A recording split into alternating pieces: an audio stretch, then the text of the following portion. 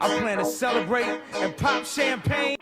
Everybody wants to know what I would do if I didn't win. I guess we'll never know.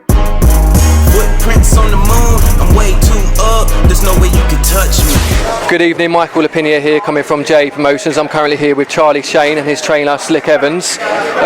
Charlie, you boast a very impressive 2-0 professional record at the moment. You're quite new to the professional game. Did you expect things to go so well so quickly? Yeah, I always expected it to go so well so quickly because I train hard. I mean, I've had a lot of fights now and it's just a long time coming for me.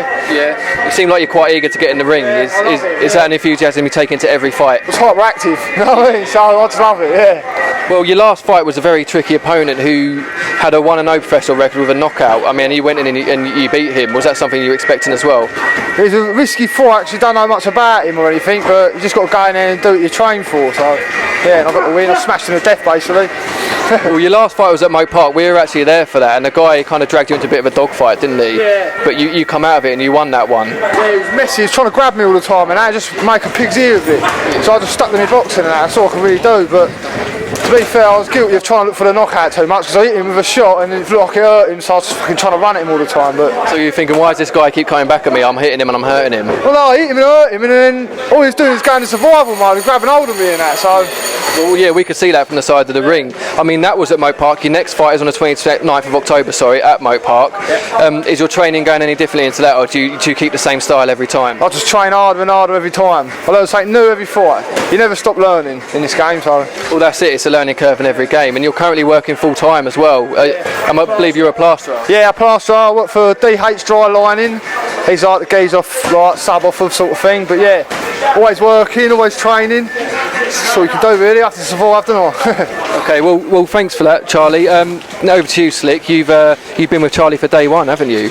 Yeah, I've been in the background with Charlie. I've known him a long time through amateur boxing and being in the same gym with him. But for his last fight, I was more prominent in the build-up for it, and this fight, I've just done my trainer's licence. So hopefully I'll have that come through pro boxer training by the end of the week, and I'll be taking Charlie up properly in the ring for our first fight together.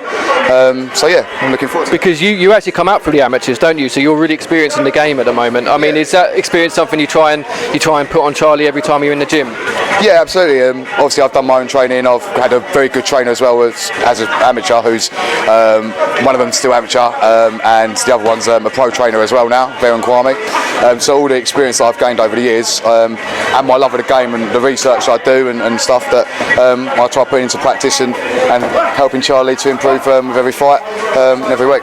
Yeah, of course. Slick's been top for me, I'm telling you. He's put so much time into me with the training and all that, and I can't thank him enough for what he's done. You know? I mean, it's so obvious from someone from the outside perspective when we come and see you. Hey, if there's any fight you'll find in the gym, he puts everything into it.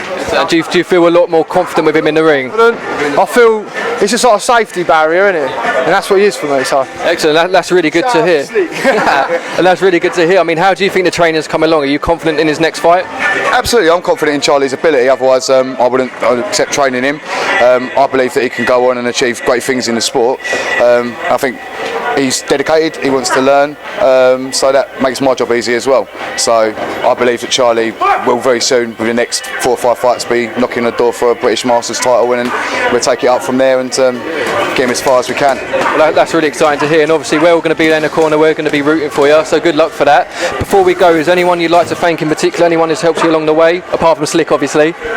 Well, I'd like to thank my boss, because give me the work in that, DH Dry Lining, so I'll give him a little shout out. I'll give Hart a little shout out, that's my girlfriend's, she's a state agent, Slick Evans, Pro Parts, yeah, that's it really. Excellent. Well guys, thanks a lot for speaking to us there. I know you're hard in training at the moment, so we'll let you get back to it. Michael Lerpiniere here with JE Promotions. Cheers, thank you. Footprints on the moon, I'm way too up, there's no way you can touch me.